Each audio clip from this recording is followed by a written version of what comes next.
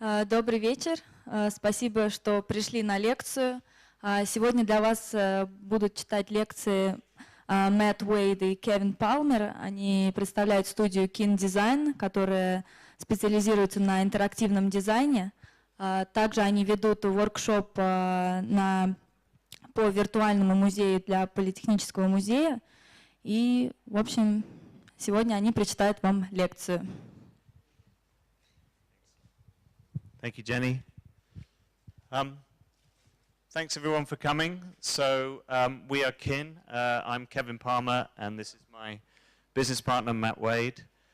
And I'm afraid our presentation today is in English from us, but thanks to Nikolai for translating. I'm afraid also the weather is in English as well, but that's just to keep it on brand in terms of our presentation. So we're going to take you through some examples of our work, also some of our thinking and our methodology in terms of what we do and why we do it.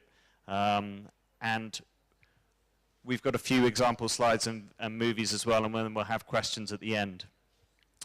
So first of all, I want to say thank you to Strelka for inviting us here. We're really excited to be here. It's my first time here in Russia and in Moscow, Matt's second time here. But it's been fantastic welcome and treated us really well so far, so it's been great to be here.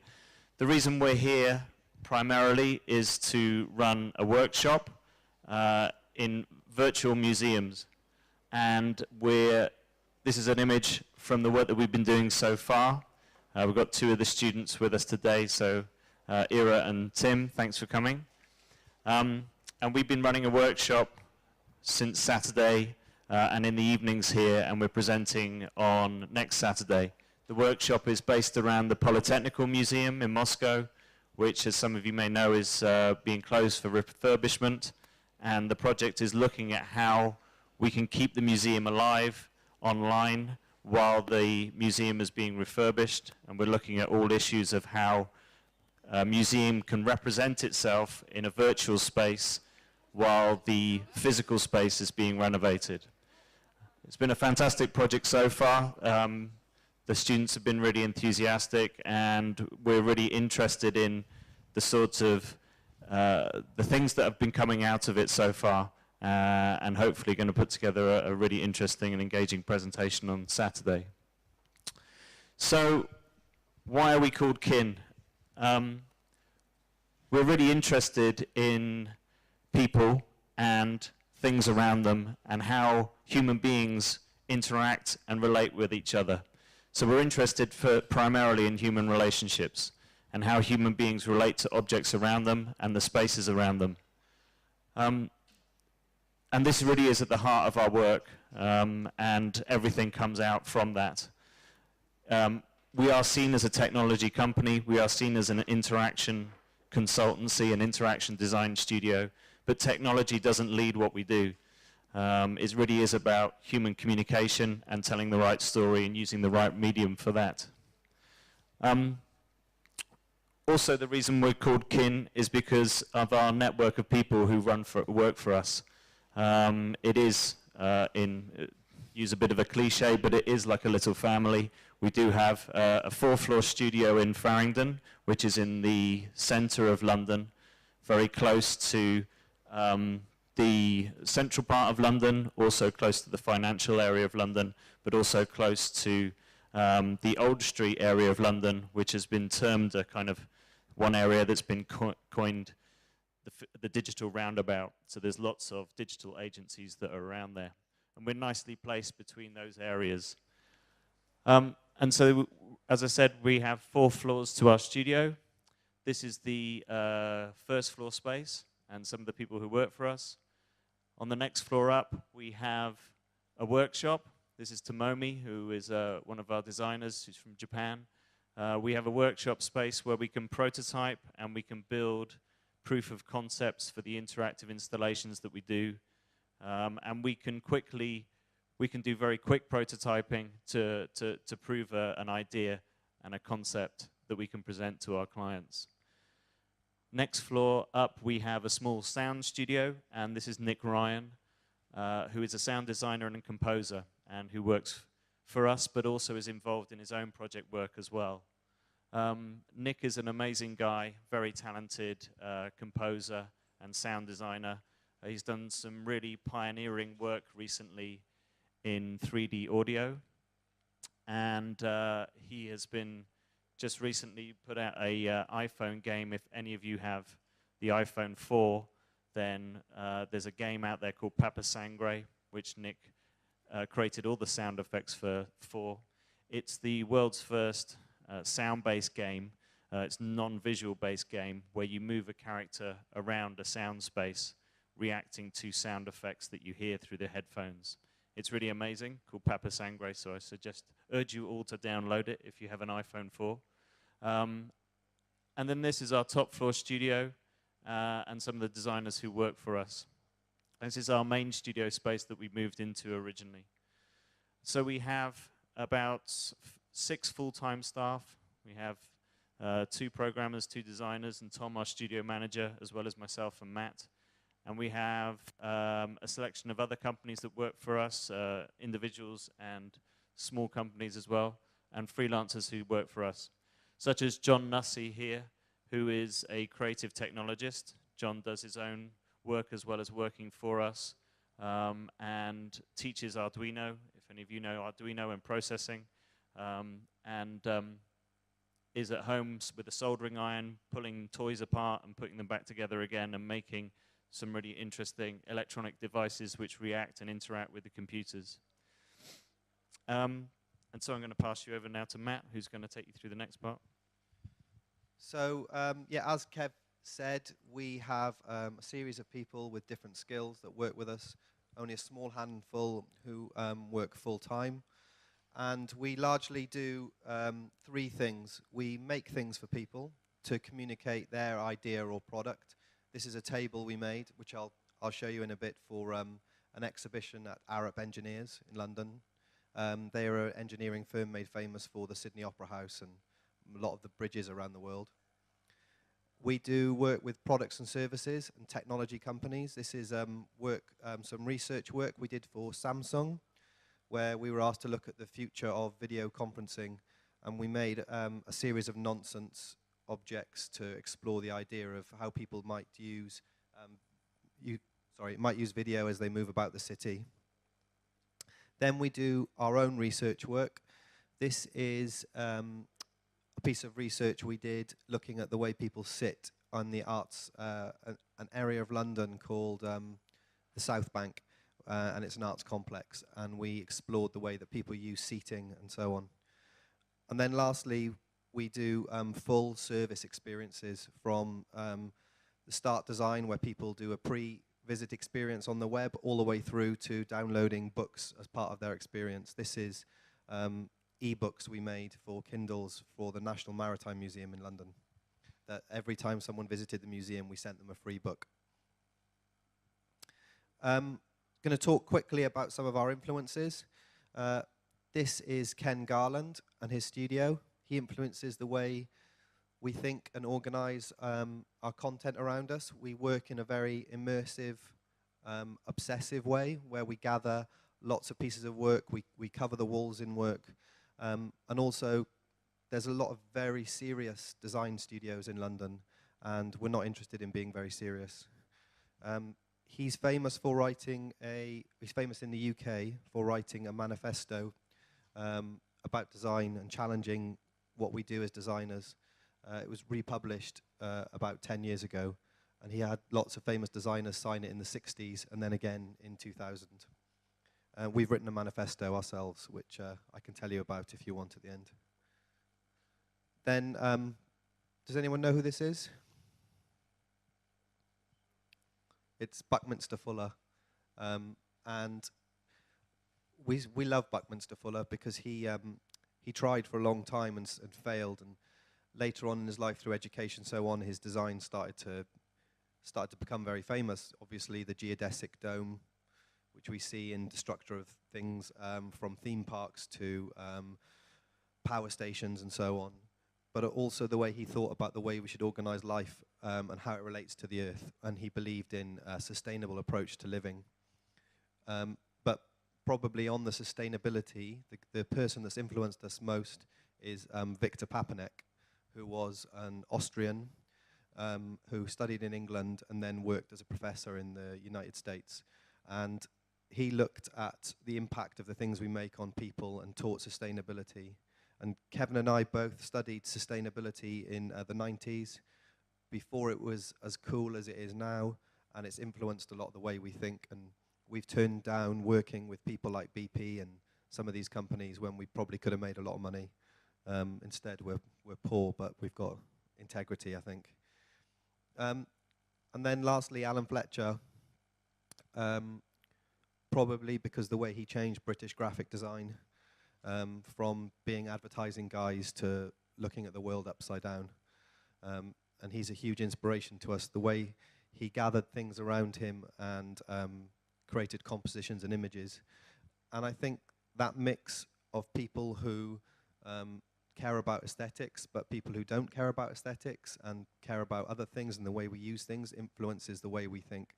And generally, all of our work is a mix and a balance of these things. And one thing Alan Fletcher said that's really influenced us was, has anybody publicly declared the joy of writing on a banana with a biro? And the act of writing on a banana is something that fascinates us, and how we can study the things around us and learn from the experiences that we have and find the soulful acts within things to help enhance the experience for people.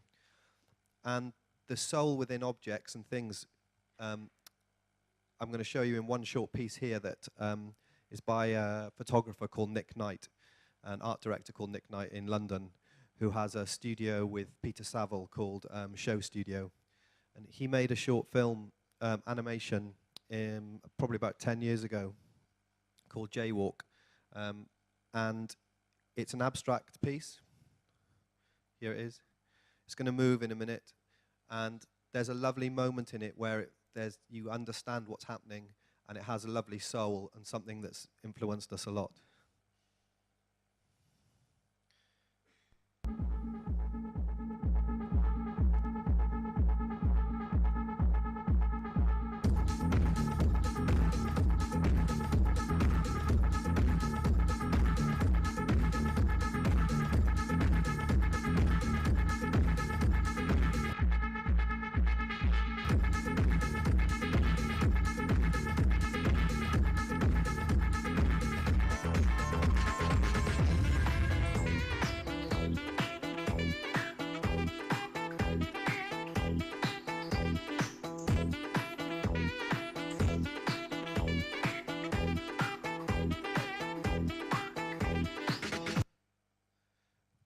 There's something lovely in the way that he creates an abstract form from the human body, and it's basically just a catwalk model with a motion tracking suit on.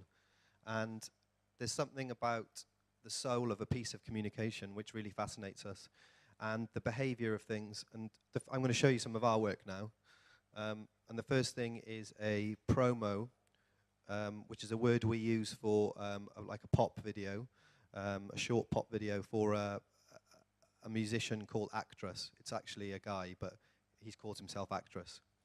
And he has a triangular identity here, and we were asked to give it a behavior and give it a life for a piece of music.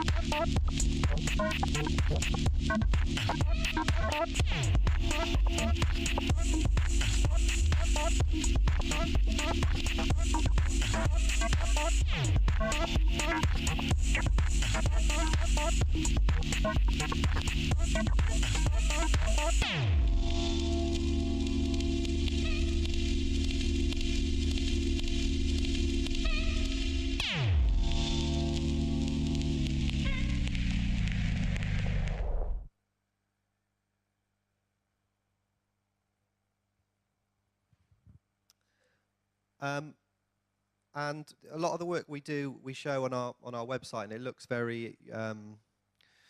We often go straight into the work. So I just wanted to explain a bit. Even with the Actress project, there's a lot of study that we do and observational work, and we use the workshop, our studio, to explore those ideas and create exploration into the background of a project. So I want to show you a project that's influenced by a great deal of research, but also similar to the Actress project, has a behavioral form that reacts depending on how the business is doing. And it's an identity for a company in London, and every day the identity is different. So they have 365 different business cards. Here they all are. And every day on the website it grows.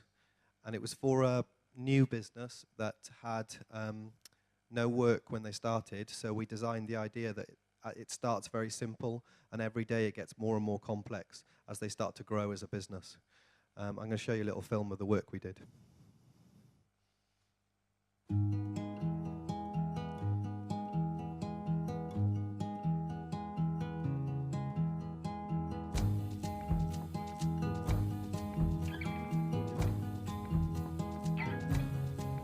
With a coarse grain, he led his business affairs, slipped slowly out of hand, and a fine comb conducted lengthy repairs to stop the aftershave at your door.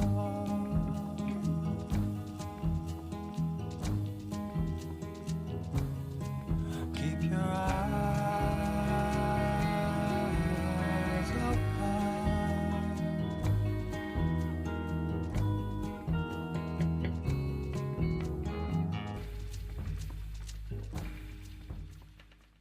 That's also one of our clients singing that, John, and playing the music, who I'll explain in the next project, actually. This is, we do a lot of work with scientific process, and John, the guy singing there, is an artist who won an award in London called the PRSF New Music Award. And it's the Performing Rights Society, have a charitable foundation, and they give £50,000 every 2 years, so about 80,000 euros every 2 years, to the most emerging piece of music in the country. And he won it with a couple of other artists by making a really complex project where they took they took a computer program and on a chip with a speaker and a microphone, placed them in boxes in 24 locations over Britain, and they all listen to sounds, and they're running a computer program that mimics the firing patterns of neurons in the brain. And every time there's a sound, it fires, and it grabs a sound from another location, and it creates a network around Britain. And all 24 sites, so there could be one in a football stadium, one on a bridge, one in a cathedral. They all play their music into a gallery in Liverpool, in the centre of England. And we were asked to create the identity, to explain the idea, all the print work, the exhibition space, as well as a film about the project. And you can see here we started by building massive versions of a graphic representation in our studio. We built a 10-meter long version of the network. Then we created posters that showed an abstract visualization of all the points here and how they connect. And then on the other side, there was a map of Britain, and it was on very thin paper, and when you held it up to the light, you could see the map and the network overlaid over each other. We also work with the same artists on making plugins for sound studios, so effects. Again, we do a lot of research around form and color and shape. and we've been designing interface elements for the software that mimic the process of things that happen in the brain. So here you can choose number of synapses in a piece of software, and the number of connections grow, and here these sliders refer to the type of neuron and how it's changing, whether it's an excitable one or one that's depressed. And I'll show you a piece of software we've developed with them. So we're making software that grabs tiny fragments of sound to make new sounds. And this whole interface is based on making it look like a scientific process. In here is the artificial brain, and these firing bits here mimic bits of music being taken down here. And I'll show you a short clip of John, one of the guys playing the violin, into it.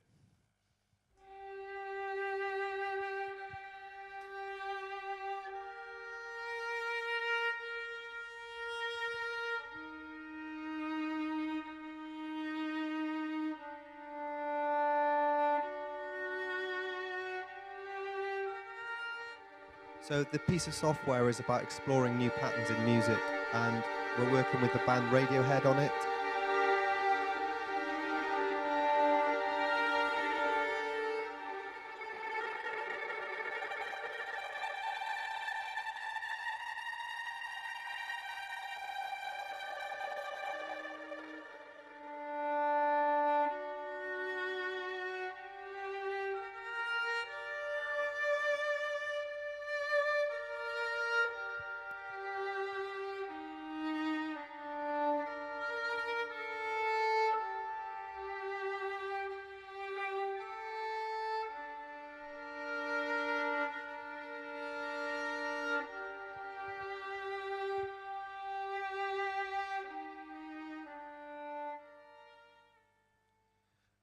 And from that interface work, I want to show you our most collaborative project and biggest interface project we've done. Do you know, any of you know Wallpaper magazine? It does sell in Russia. We did a project with them last year where we were asked to create, every subscriber could design their own cover. And we ended up designing or making 22,000 unique covers for Wallpaper, and we commissioned 5 artists to make the assets for the tool that we designed. We've done it again this year with moving patterns, and each user could, a subscriber could go to the website, log in, take all the elements, and design their own cover, and it would be sent to them. And I've got a short film here. It also won, there was D&AD doing a workshop. It won a D&AD pencil and Time Magazine Top 10 of Everything 2010. So it was our best promotional project we've ever done as a studio. Here's a short film. Wallpaper are doing a handmade issue, and everything in that issue has been a collaboration it's a bit quiet, between the film. manufacturers and artists that we've put different people together that we thought would fit. But we also wanted to involve our readers, and so the way we've chosen to do that is to work with Kin Design. I'll explain it actually. A program that allows So artists to we designed a program. design their own covers. That was Myrion, the art director. We did a lot of work on the interface to design a system that was interesting for designers, but also could be used by someone who's interested in design but not a designer, and something that could create massive different diversity of designs. So every subscriber who didn't design a cover, we made a random one. So in the end, there was 22,000 covers. 5 artists that we've previously worked with. He's explaining that we've commissioned 5 artists. Anthony Burrell, James Joyce, Nigel Robinson, Hort, and Cam Tang. They've all contributed different elements.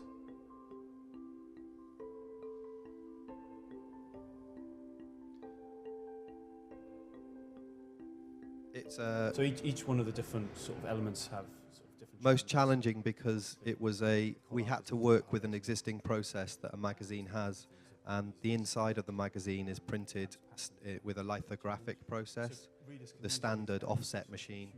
and then the outside is printed digitally, and it's all bound together later. Then we have to match everyone's address to their cover-up.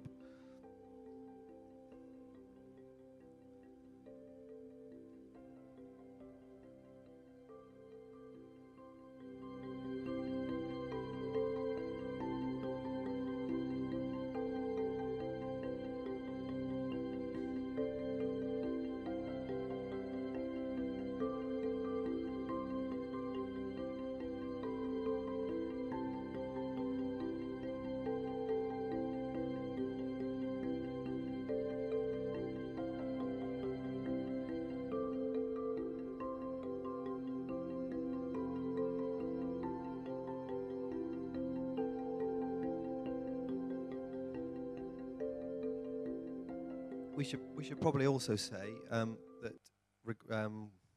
with regards to D&AD, we do a lot of teaching, and we teach with D&AD in London. And Kevin was doing a workshop with them 2 weeks ago, and we teach at some universities in the UK, and we're both examiners for different degree courses.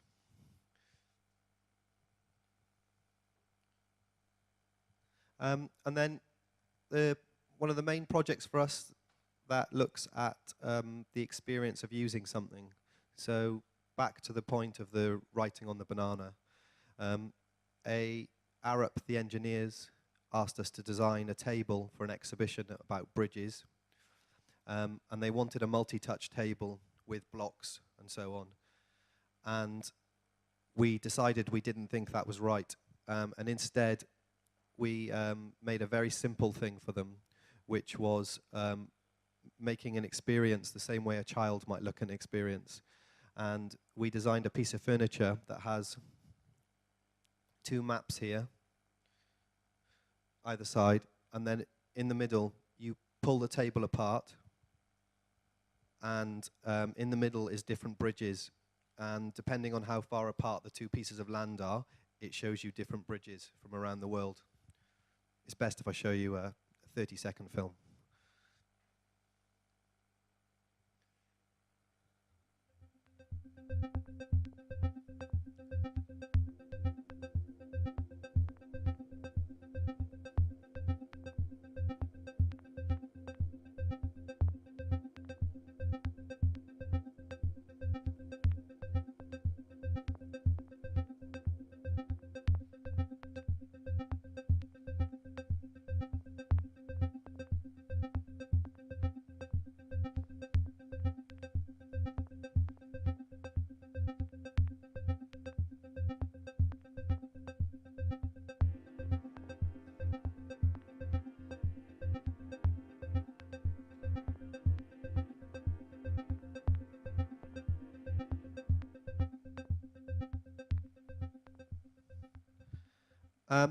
Next, I'd like to show you a big project we did for Nokia. Similarly, designing objects. And they have a very boring brand training event that they do where people have PowerPoint for 2 days. And they asked us to make it more interesting for people that work at Nokia. And we designed a game show. We made these boxes here, which are touch screens, and they have lighting around the outside, and they light up and people press buttons, and they do all the games to help them learn about the business and the brand and so on.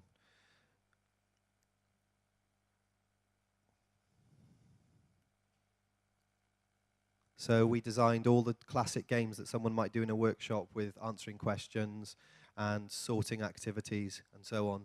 And they went to, I don't know, lots of countries around the world. Including Beijing, etc.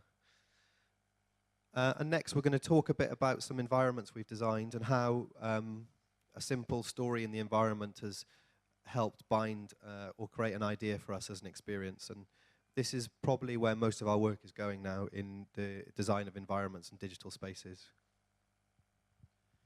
So we were approached by the London College of Fashion.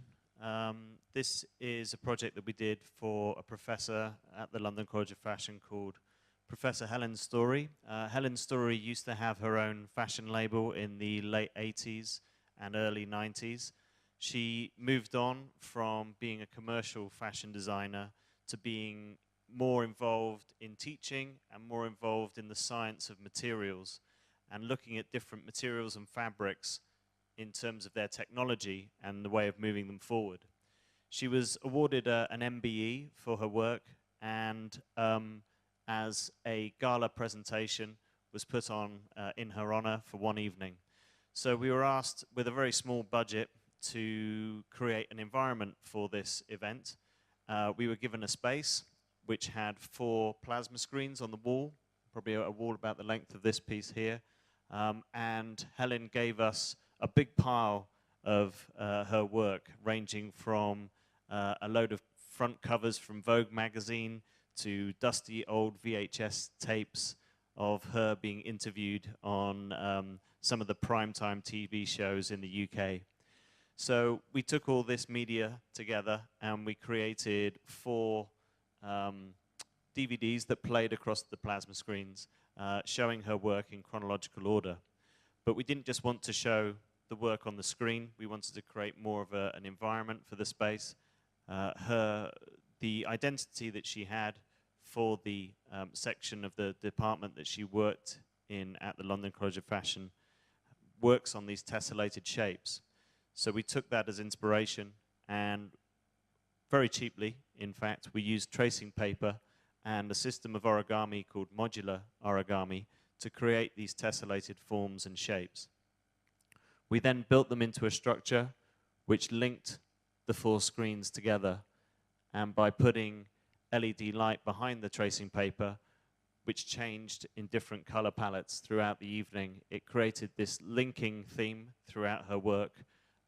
We also then had a chronological piece that was printed onto a big piece of tracing paper in the center, which showed a historical timeline of her work. And we have a short film here.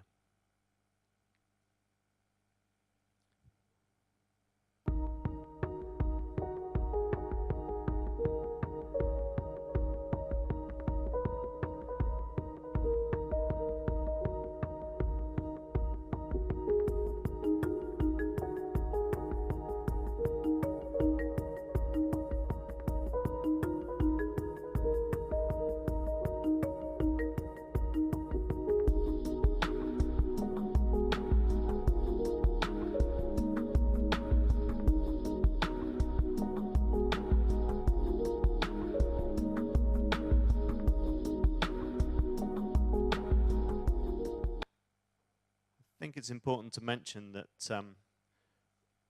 we actually quite enjoy working under the restrictions of a small budget. It's interesting and challenging to be creative with a small budget and see what we can do with that and still achieve good results. Both Matt and I came from large companies in the UK. We both worked at a company called Imagination, a big independent design consultancy with over 400 employees. And I think our frustrations there, although we had a fantastic time, and I was there for 10 years, I was creative director of the digital communications within a section of Imagination. Matt then went on to Moving Brands, another a smaller company, but more cutting edge company in the UK, and was design director there. But in both those companies, I think we found it frustrating that we couldn't get involved in smaller projects with smaller budgets that were maybe more arts-based, more cultural-based, and by creating Kin, it's allowed us to do that, and it's freed us up from having to work always with big brands on big events. We have a nice balance now between the cultural and arts-based work and the branding work as well, and the corporate work, which is an interesting balance, and one very often feeds off the other. This is another project that we did for the London College of Fashion for their MA and BA design fashion courses. They came to us again with a bigger budget this time, but equally small, to create a digital installation for the show to really be able to show off the wide breadth of the students' work. Students, especially on the MA course, were doing some wonderful work, especially in MA photography, fashion photography. So we created a digital installation, a hanging wall of digital picture frames. We had 300 digital picture frames. These were standard 7-inch picture frames. And you just place an SD card in the back, I'm sure you know, and they just flick through your photographic images. So we then hung them in this arrangement, a curved wall, and we hung them with stainless steel plates made from the same size. They were the only light source in the space, so the students' images on the picture frames twinkled and reflected off of the stainless steel plates as well. Each of the students chose a hero image, one image from their portfolio, which then played in a slideshow on these smaller screens here. And then you could refer to those screens on these larger touch screens and move through the rest of the students' portfolio. You could also then comment on the work. You can email the work to yourself. If you're a future employer, you could leave your details of work that you're interested in. So this was a powerful tool for the students to be able to see who was looking at their work and who was interested, and hopefully create contacts with industry. And we have a short film here.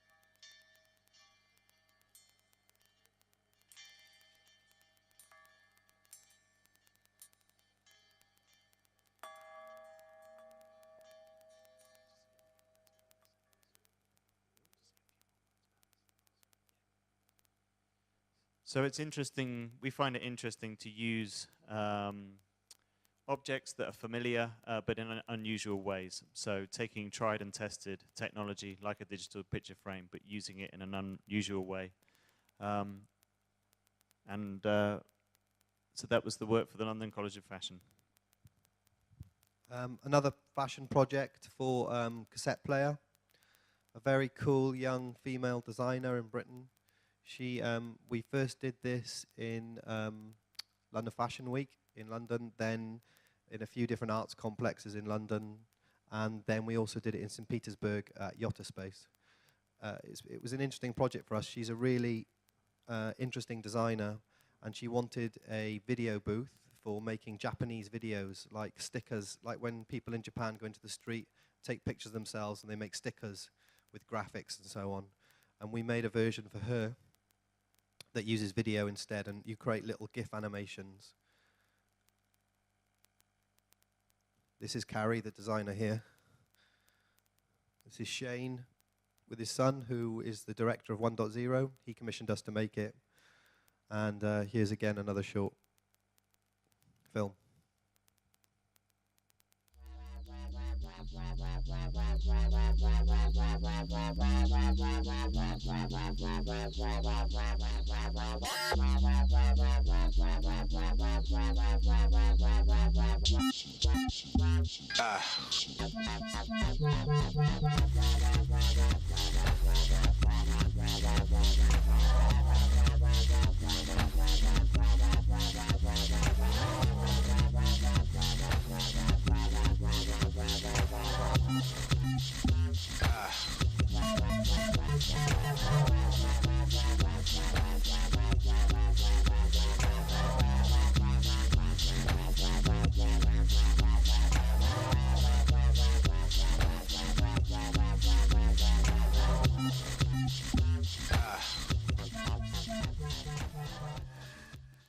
we're quite interested in designers, how the structural, the form of something relates to the graphic experience. And we try and create things that have a whole experience from the way you hold it, touch it, stand in it, to the visual information it gives you back. And all of these projects, we've designed the physical space and the content as well. But next we're going to show you one on a much bigger scale for Sony in Berlin last year. And we were asked to create a two-dimensional animation that looked like a 3D piece of 3D content. All the new technology last year in this technology fair in Berlin was about 3D television. And also everyone understands projection mapping, like we saw last night. So here's our film that we made.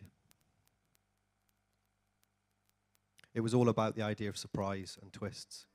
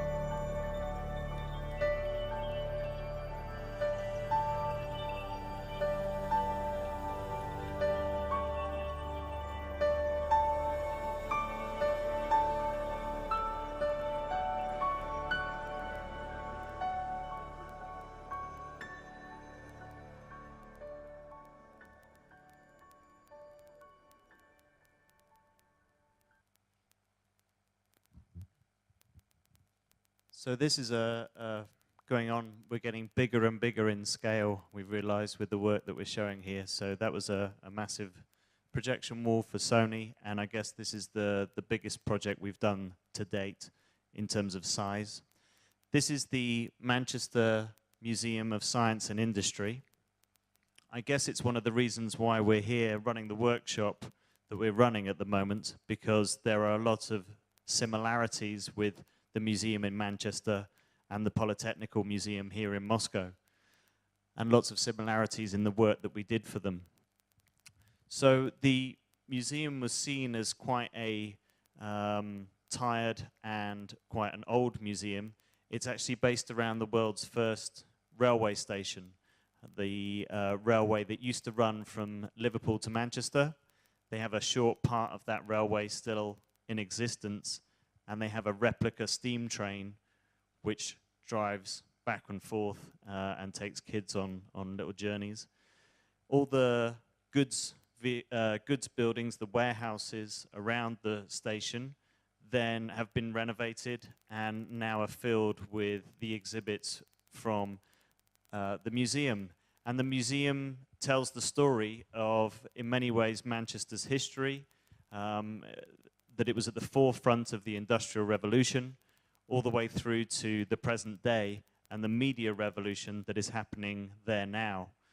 But the museum was criticized heavily of just showing the past and not showing anything about the future, not showing anything digital, not showing anything that was inclusive and talking about social networking and all the things that are happening today in the media revolution. Manchester is an interesting space at the moment because the BBC, historically always based in London, have now moved their whole operation from London up to Manchester to be in the heart of England.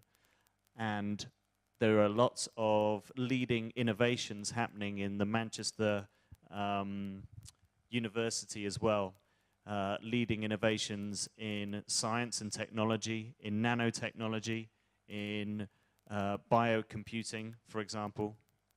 So Manchester's a really interesting space at the moment, and this was, as I said, our biggest project to date. So we wanted to make the museum more inclusive, we wanted to make it more interactive, a space where we could create dialogue between the visitors and the museum. So it wasn't the museum just telling people a story, people were interacting with the museum, and to try and create repeat visitors. We also wanted to make the museum fun and engaging for kids, so that kids could see it as not just a dusty old space. Museums today are competing with 3D cinema, with PlayStation, with Xbox. They're not just competing against other museums for people's interest. So it was important that we made the space fun and engaging, and that we brought the stories to life and made what are very difficult and in many ways detached stories from children's lives, make them relevant, make them understand these fantastic things by making them relevant to their life. So we have a short film that I'll play through, and I want to sort of come back and highlight some of the interactive objects that you see here, because they're important and they come back to some of the early slides that we showed about the relevant interaction for the relevant message.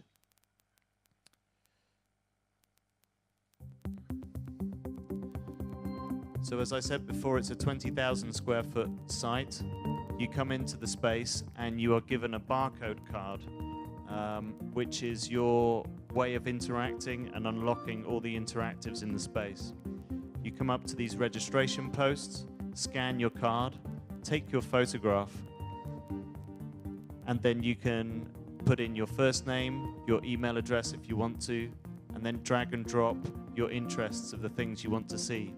Your photo then instantly goes up on this large 30-foot high digital sculpture.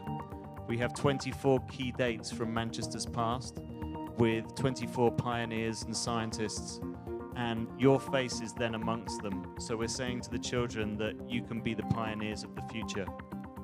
You can also leave a short video message about Manchester, which then gets moderated and queued and played on what is now the UK's largest indoor media wall, and I'll come back to that later. The space is then divided into different sections. We have different exhibits, physical exhibits in the space.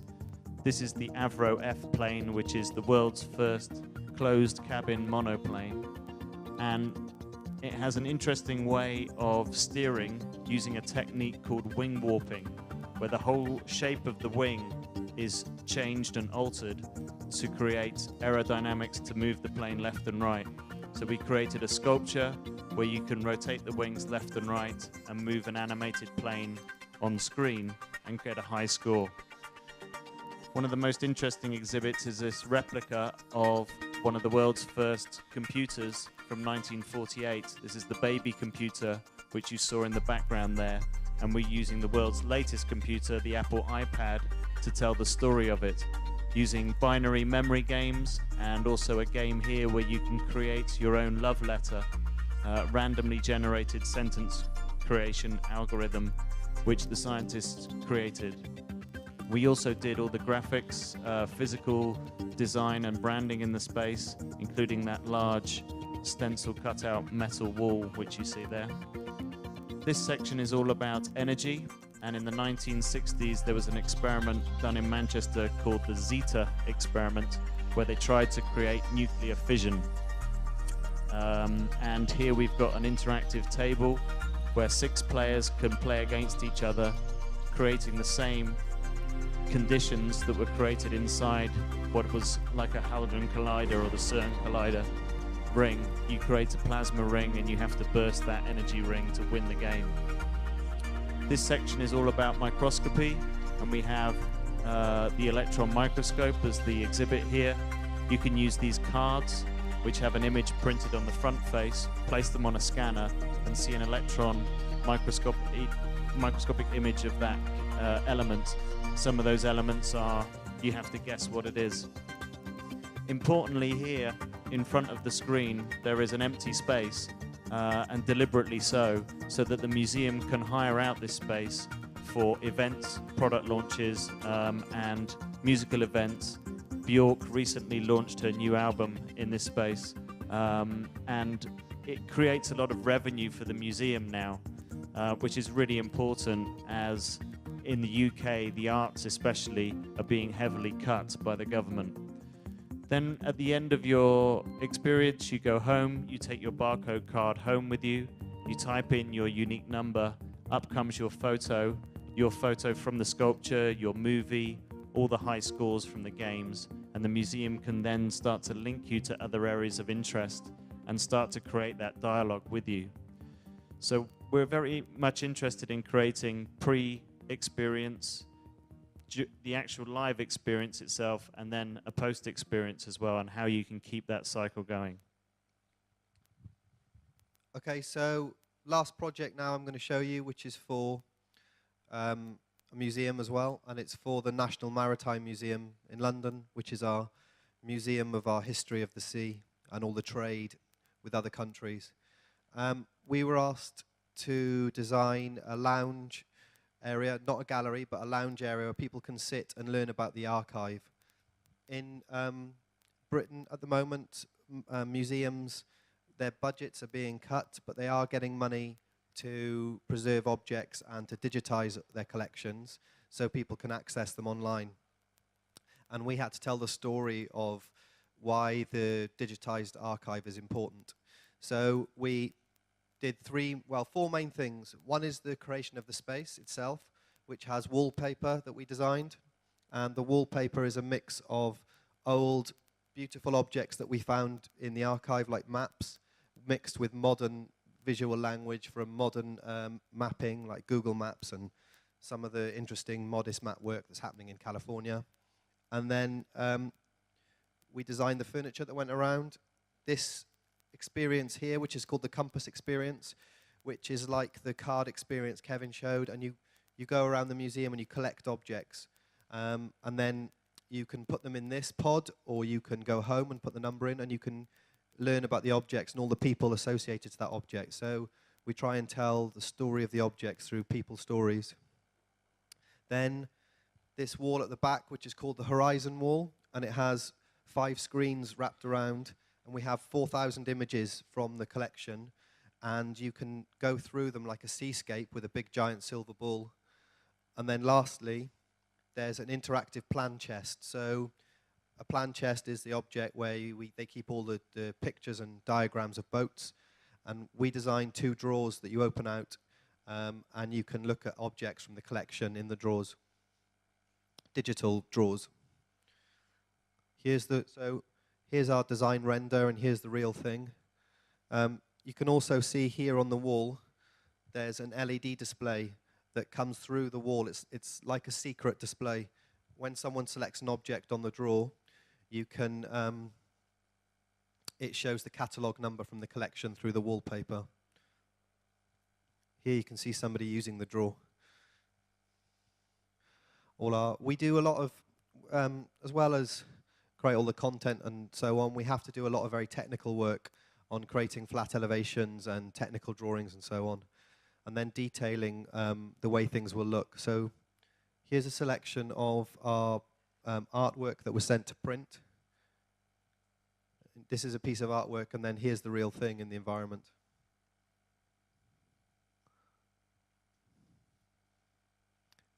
All the communication pods are designed on communication points around a ship that disappear either into the floor or into the wall.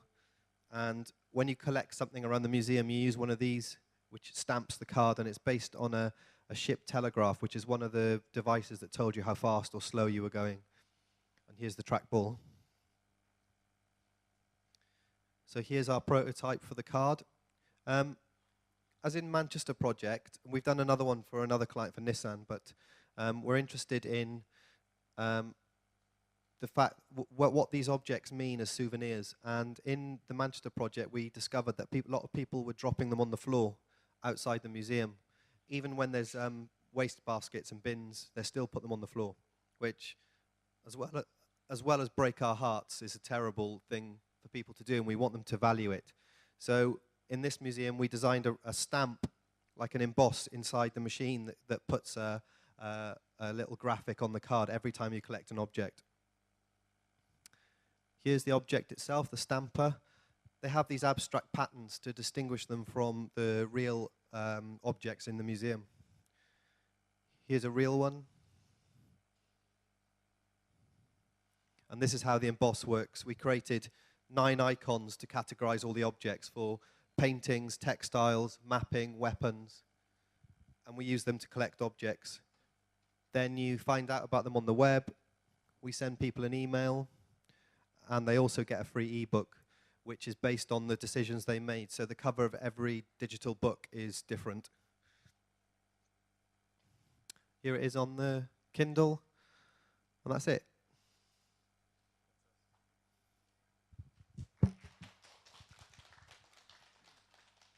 Have you got any questions? Do we normally have one project or several projects? We normally have about 15 projects at one time, and we split them between us and our main full-time members of staff. So we will always run a project. So we've usually got about 7 projects each that we're running, and a team of designers working on them. It might be something very small.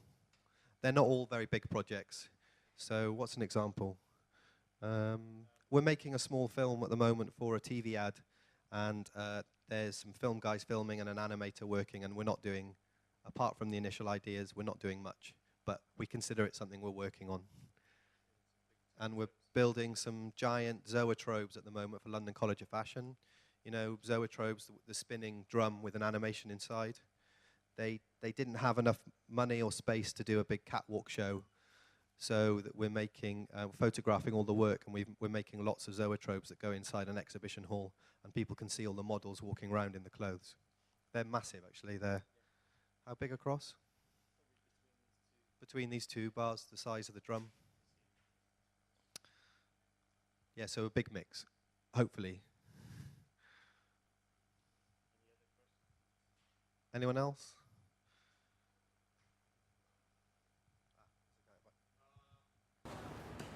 Every design studio have a specific rules in studio. Yes. What rules you have in your studio? People aren't allowed to stay late if they've got nothing to do. We make people go home because generally the industry in London, people work too hard.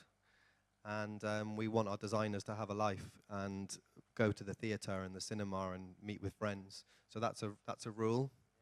We've tried to not make people eat at their desk. They have to go somewhere else to eat their food because of otherwise they stay in a computer all day. What else? If you make a cup of tea, you have to make a cup of tea for everyone.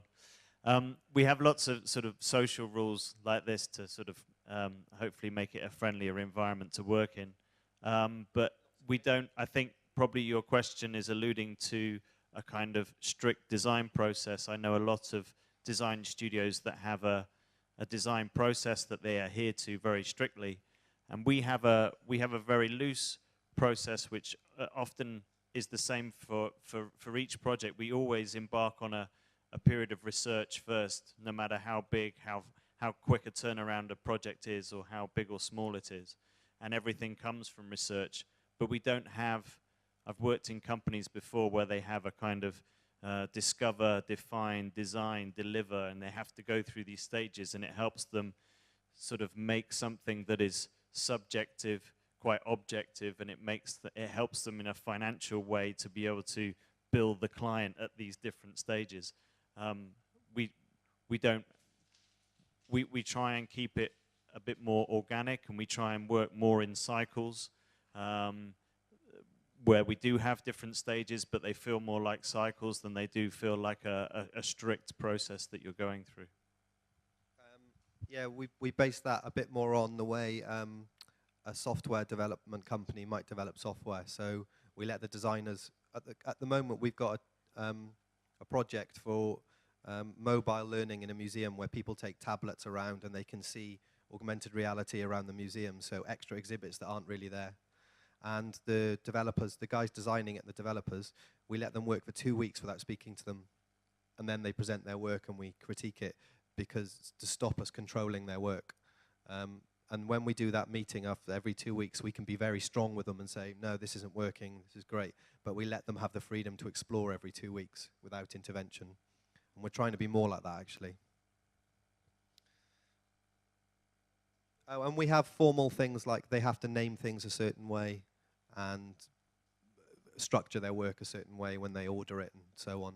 We can be quite strong on that, I think, on the discipline of what they do create. If they're very loose, we make them create very formal documentation of their work.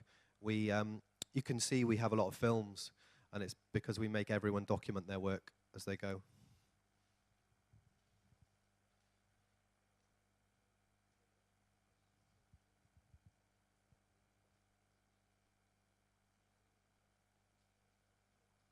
Okay.